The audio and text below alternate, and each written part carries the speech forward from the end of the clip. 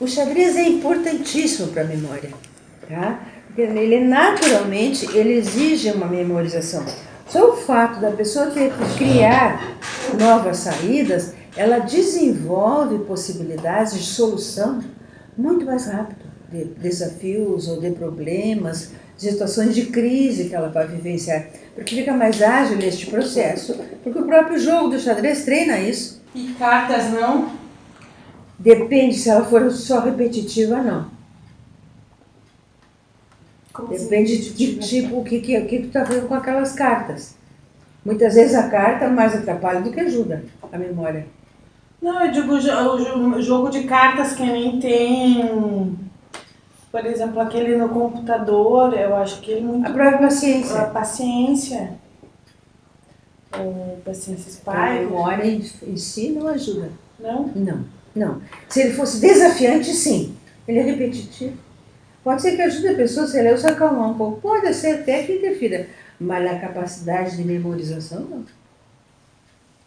Porque uma coisa é um desafio. Por exemplo, aconteceu uma dificuldade qualquer, você tem que encontrar uma solução. O xadrez é contínuo.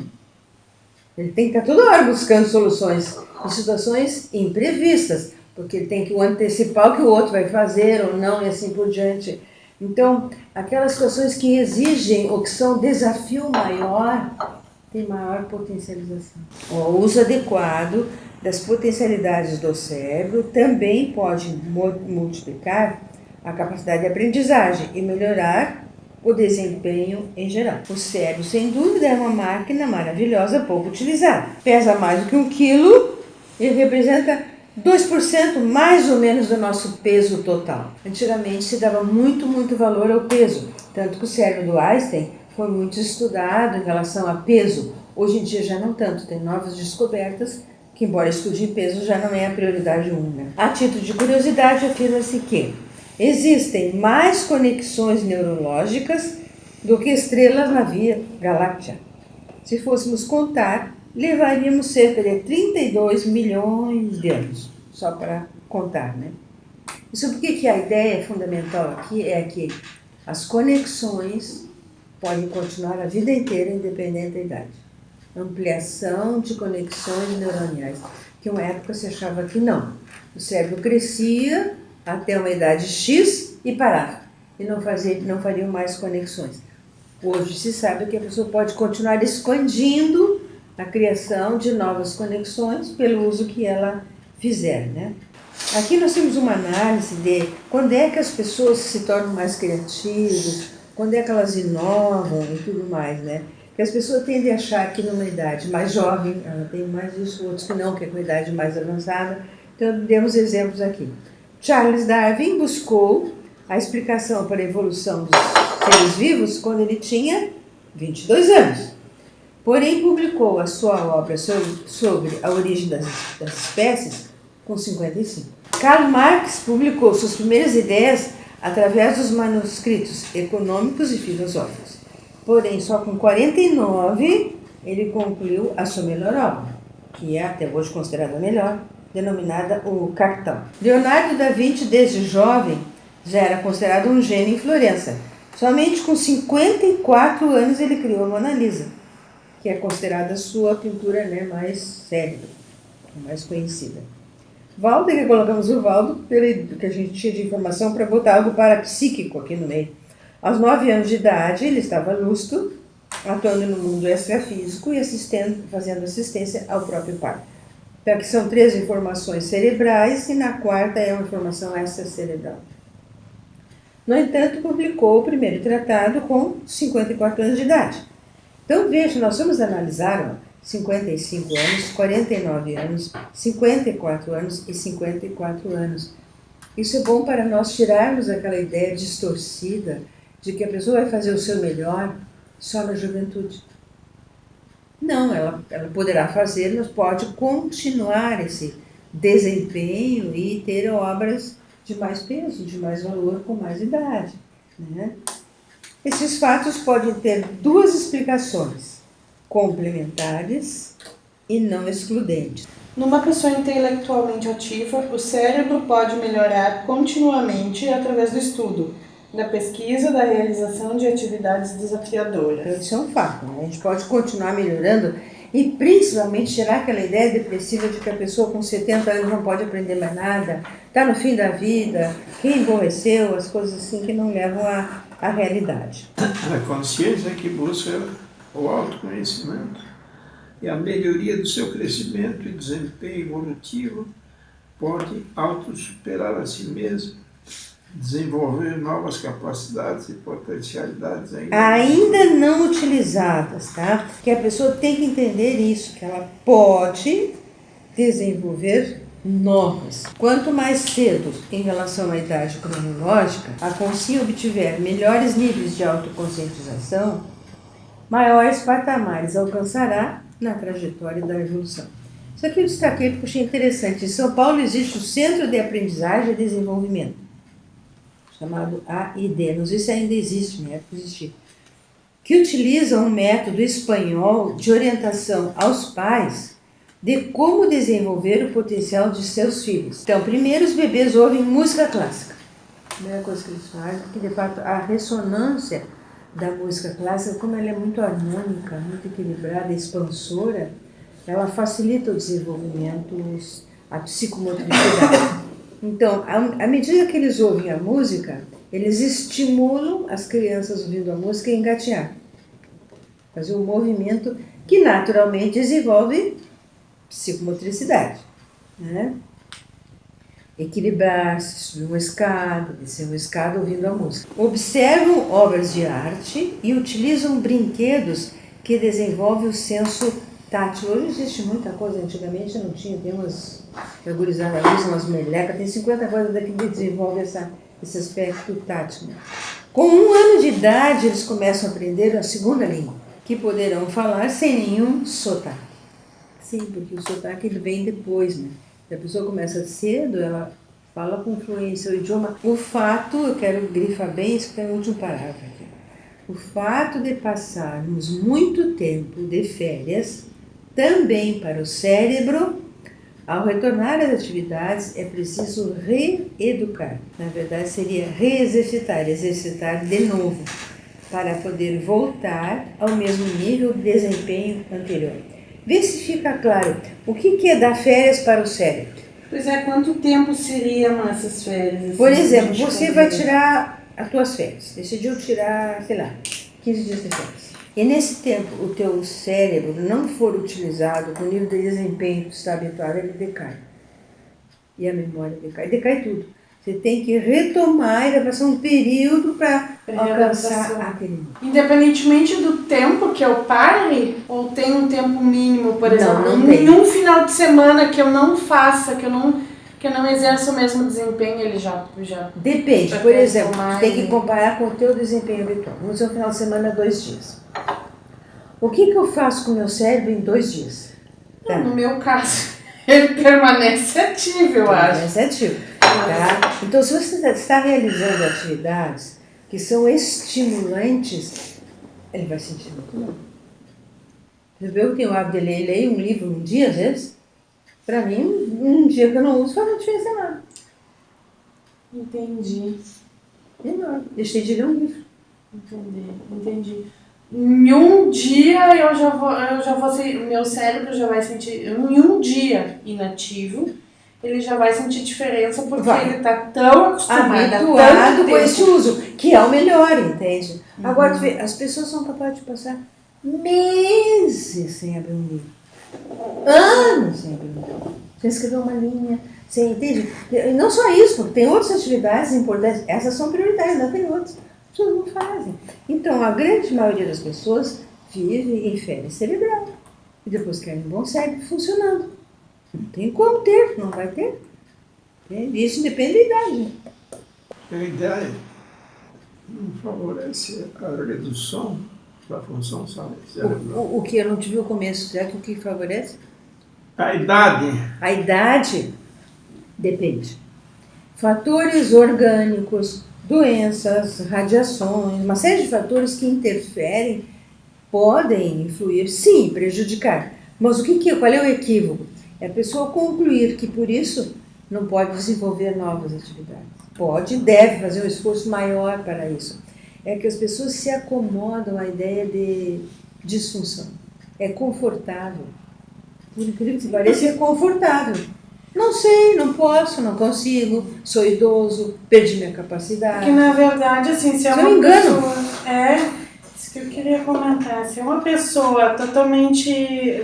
Temos duas pessoas na nossa frente, totalmente saudáveis, né? Sem problema nenhum, sem condicionamento mental nenhum. Sim. A de 80 anos pode ser muito mais inteligente e ter a memória muito melhor do que um de 18. Pode. Eu já vi N casos. Assim. Porque a pessoa de 18 daqui um pouco tem hábitos que a outra não tem. A outra não tem. É. O alcance, as experiências de vida, tudo isso são riquezas que têm que ser levadas em conta para desmistificar essa ideia de que idoso é desmemoriado. Não é. Tem nada a ver com a idade. Claro que a história de cada um vai influir, tudo bem, tudo isso influi. Um outro aspecto que eu aqui falo muito e acho que é prioritário é essa ideia do que eu faço, que tipo de pensênio eu coloco na minha mente. As pessoas não selecionam, elas são capazes de botar lixo na cabeça todo tempo sem nem se dar conta que estão botando lixo. Deixa eu perguntar. Vamos discutir um pouco a sensação de demência, não é a sensação. A demência real, do próprio sim. indivíduo. Sim. Isso aí também é uma consequência do passar do tempo. Não exatamente o passar do tempo. Não tem a ver com o passar do tempo. Isso é o primeiro equívoco. Tem a ver com como é que foi usado o cérebro. Isso não é o tempo em si. Pode dizer, vamos dizer assim, que tenha uma perda natural mínima, com a idade pode ser até que tenha, mas ela é tão pequena e tão insignificante que ela não daria resultado maior. É uma noção equivocada das pessoas. Senão, como é que as pessoas chegariam à idade avançada com memória? Depende de como usou, o que fez, a valorização que deu, a si principalmente. Não só o cérebro responde aquilo que a gente pensa da gente também, é outro dado prioritário. Então, veja, é a vida que levou. Essa história da interiorose, que o pessoal gosta muito, é muito ambivalente. Ah, é tão bom morar no interior, é tão tranquilo, põe minha cadeira de balanço na porta e fico vendo os vizinhos. Pobre cérebro. Muita gente Vai atrofia, né? Vai atrofiar, não tem estímulo nenhum. E as pessoas acham maravilhoso. Vou para a praia relaxar porque eu trabalhei demais. Muito bem, ótimo, a praia relaxa. Em geral, relaxa. Mas não quer dizer que ele não possa, da mesma forma, até melhor, em fase de relaxamento, aprender algo novo. Pode escolher o que quiser. Não precisa ser algo lá muito complexo, mas não parar. Essa férias para o cérebro, eu acho uma expressão muito boa. As pessoas dão férias literalmente para o cérebro. Então, vamos adiante. Lateralidade cerebral e desenvolvimento de múltiplas inteligências. Nunca o ser humano dispôs de tanta informação quanto na atualidade. O progresso tecnológico muito bem tem contribuído para este fato. Destaca-se a relevância de saber priorizar, se quiserem grifem isso, o que desejamos saber. A quantidade de informação é maciça que chega. Olha, chega uma biblioteca inteira pode chegar na minha casa num dia. Então, o que eu quero de fato saber? Priorizar. Porque não é abrir tudo que chega, porque é quantidade. Chega assim, nossa, com a internet então vem informação do mundo inteiro de tudo quanto é tipo. Quem tem que fazer a seleção somos nós. Isso me interessa, isso eu quero aprender. Isso não me interessa. Geralmente as pessoas absorvem de forma mecânica a informação tecnológica. Sem dúvida, a validade das pesquisas é aferida pela sua utilidade evolutiva. De acordo com as faculdades mentais, existem consciências inteligentes, sábias e cultas. O ideal é somarmos essas qualidades, ultrapassando o potencial cerebral comum. Os dois hemisférios cerebrais têm especializações diferentes. O esquerdo está relacionado com a linguagem, o direito com a emocionalidade. Então, digamos assim, eu uso mais o meu esquerdo, eu uso mais o direito, eu uso ambos os dois. Também já é uma decisão. Há pessoas que ficam só num. outras ficam no outro, outras usam os dois de forma bem equilibrada. Além deste fato, há uma adaptação maleável. De acordo com a necessidade, o cérebro pode ser reorganizado. Isso eu já vi casos em que a pessoa sofre uma lesão e o cérebro se reorganiza e se reconstitui. Na atualidade, sabe-se que a inteligência envolve mais do que a capacidade de raciocínio. Ela é multifacetada. No livro 700 Experimentos, o autor apresenta 11 módulos de inteligência.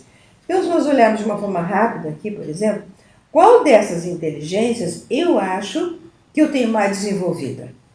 Vamos lá ver. A comunicação, o contexto, a análise contextual, a leitura do meu corpo, da minha biologia, a inteligência espacial de onde eu estou, os meus experimentos, a minha percepção interna, a minha linguagem, a música, as parapercepções. Então, o que a gente quer destacar aqui é que o treinamento perseverante pode continuar em qualquer idade. Tá? A teoria e a prática das inteligências, alicerçada na dinâmica evolutiva, maximiza o potencial de uso da memória, porque permite o melhor emprego da lateralidade cerebral. Vamos ver se eu explico isso. Expande suas ideias. Lateralidade cerebral, isso é um assunto. Eu vou tentar explicar em seguida. O mental soma agiliza a trajetória e está centrado na sabedoria. O que é essa lateralidade e como é que a gente desenvolve? O nosso cérebro ele habitua com o que se chama pensamento científico ou lógico. Por exemplo, tem uma causa e tem um efeito. Então tem uma causa que tem um efeito. Então o cérebro começa aprendendo isso. Isso é importante? É o pensamento da ciência. Tem a observação, tem o experimento, tem a análise, tem a conclusão. Mas o cérebro precisa também do pensamento lateral, que não é o científico. Como é que eu desenvolvo um pensamento lateral? Que não é científico. Não é científico, mas em compensação ele é altamente potencializador do cérebro. Então isso aqui para nós é uma caneta. Serve para quê essa caneta? Serve Eu posso usar essa caneta com múltiplas funções. Quais? A primeira é escrever, né? Segunda, outra ideia. A segunda pode ser usada como uma batuta. Como uma batuta, muito bem. Então, você pensa Para na lateral. comparar. Quando você pega qualquer e faz esse treinamento, vem as coisas, os apps, esses que fazem agora, a grande maioria deriva do pensamento lateral. Você imagina algo ou que não existe ou que nunca foi usado. E às vezes funciona muito melhor do que aquele que foi criado para aquela finalidade. Então, exatamente esse é o pensamento lateral. Então, vem causa e efeito, daqui a pouco tu faz esta associação aqui, ó. É como se fosse por lado. O cérebro faz uma sinapse para cá mesmo, por lado, por isso chama lateral. Aí você está desenvolvendo uma gama de sinapses que não tinha. Então, poder usar os dois lados, o analítico, o lógico, tá? E o lateral, potencializa muito o cérebro. Vale a pena. Como adiante, a sabedoria essencial é o conjunto de conhecimentos que a consciência acumula. Tá? Então, o que é sabedoria essencial? É conseguir juntar saber com cultura. Tá? Aqui, a síntese disso que está aqui é a relação entre a inteligência evolutiva, que a pessoa começa a desenvolver, e a busca da maturidade e a sugestão de que usemos a lateralidade cerebral para facilitar o acesso do extracérebro. Por alguma razão, quando a gente sai do pensamento lógico e entra no pensamento lateral, é que vem o insight. Tem o quê? O insight, a eureka, a ideia nova, ela costuma aparecer quando nós estamos usando um pensamento lateral. Vem uma ideia completamente inusitada para o que tu estavas fazendo. Mudou completamente. Isso favorece o insight. Eu não sei exatamente ainda o que é esse pensamento lateral. Pensamento lateral é tu estimular o teu cérebro, tá? Para não ficar condicionado a nada. Não só objetos, nada. Nem a pessoa, se tu pensa, essa pessoa é assim, isso aqui é assim, aquela ideia de pensamento fechado, que está tudo classificado. Tá? Se tu sai das... Por isso que a classificação, toda classificação é uma classificação, ela jamais é limitada. A gente sai disso, nós expandimos a mente e as descobertas acontecem exatamente por isso. Por essa expansão mental de ver ou perceber de forma diferenciada. Tá? Esse pensamento lateral significa pensar sem estar preocupado com a causa e o efeito. Ele sai disso, não é outro cérebro, é o mesmo cérebro.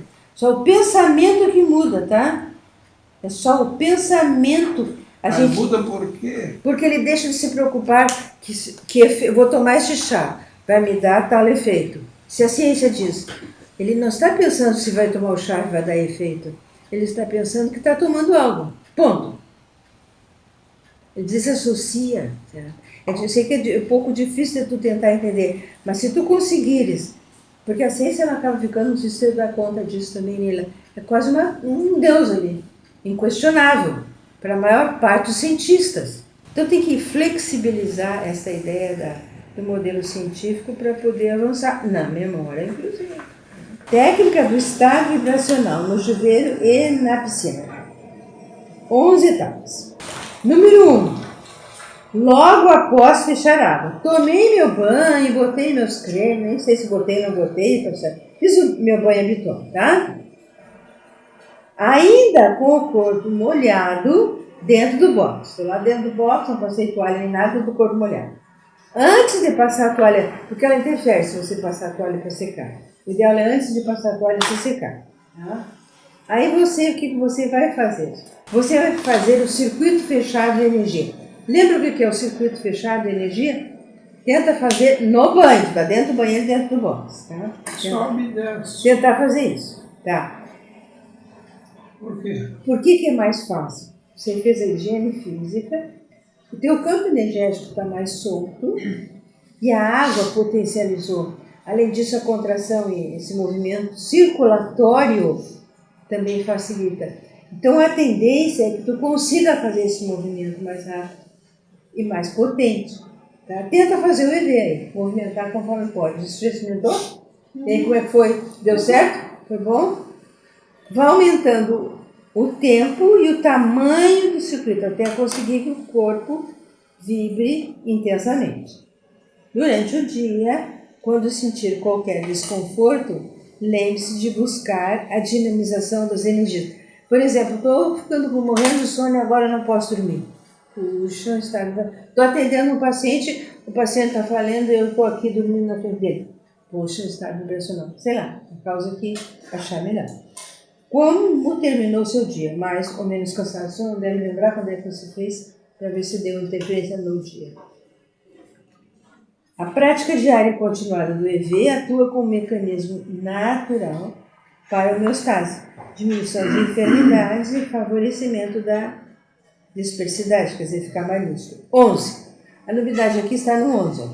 Você também poderá realizar o EV nadando em uma piscina.